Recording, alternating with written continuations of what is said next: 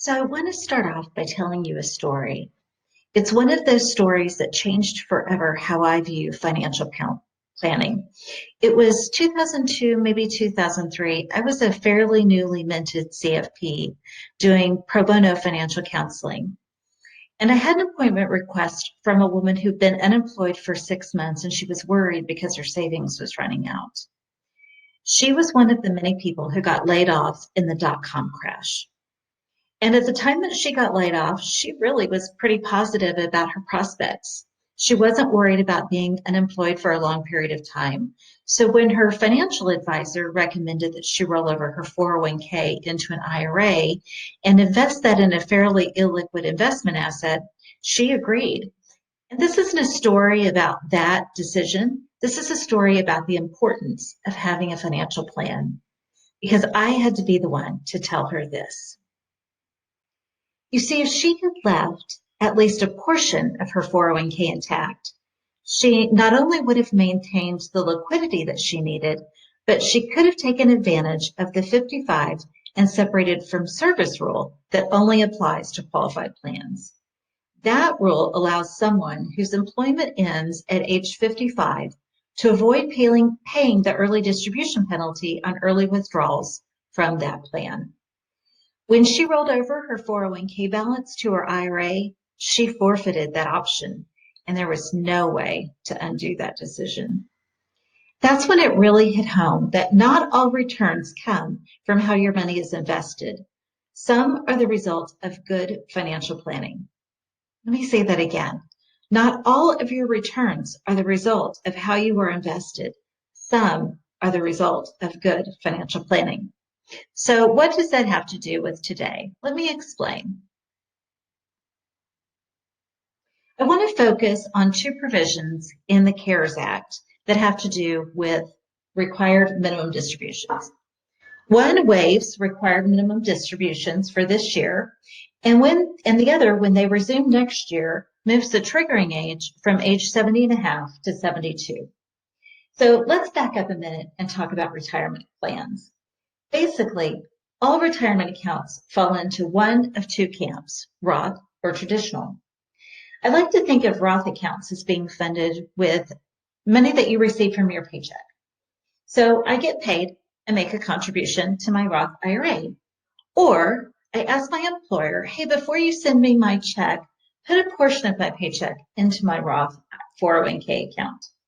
Now, because that's money that you've paid income tax on, and you're saving it for your retirement, as long as you follow the rules, that money grows tax-free. You never have to take a distribution, and if you do, that distribution is tax-free. Now let's contrast that to a traditional retirement account. Those accounts are funded pre-tax. You're deferring the income and the tax on that income to a later date, assuming that you'll be in a lower tax bracket or that tax rates will be lower when you retire. I know a lot of IRA owners who are in an RMD status will take the new rules at face value and push their RMDs out of your delayed distributions to 72. But just because you can do that doesn't necessarily mean that you should. Deciding when to trigger taxes requires some strategic planning based on current tax rates compared to future tax rates. And then you need to consider other factors. Where is the stock market? Where is the economy headed? And what are your expectations for the future? If you've only been following the market anecdotally, because of the volatility, you may not know where the market is compared to the last high mark.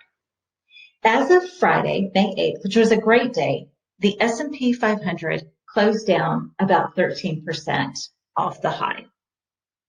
And you know, business isn't great because of unemployment and business disruption. And because of those two things, second quarter corporate earnings will be down compared to first quarter earnings, and we don't have the virus contained. Also, as a result of the 2016 tax cuts and recent stimulus spending, the federal budget deficit has ballooned, and we have those November elections ahead of us. Regardless of who wins, we can't ignore the increasingly populist sentiment. Now, all of this sounds terrible, but really, I'm not an alarmist. I know the economy and the market will recover. This is my third recession as a financial planner, and I'm an optimist long term. But there are some predictions that we can make. It's likely that deficit spending will be inflationary. It may also slow future GDP growth. And that, in combination with increased expectations for federal government interventions, will likely lead to higher taxes. There is a limited amount of time that we can take advantage of current tax rates. Now, let me show you why I think taxes are a bargain now. If we compare current rates to rates 20 years ago, you'll see that the original 5 tax brackets have been expanded to 7, and that tax rates have come down on both the low end and on the high end. Additionally, 20 years ago, you hit that top tax bracket at just shy of $300,000, which is the equivalent in today's dollars of $428,000 taxable income.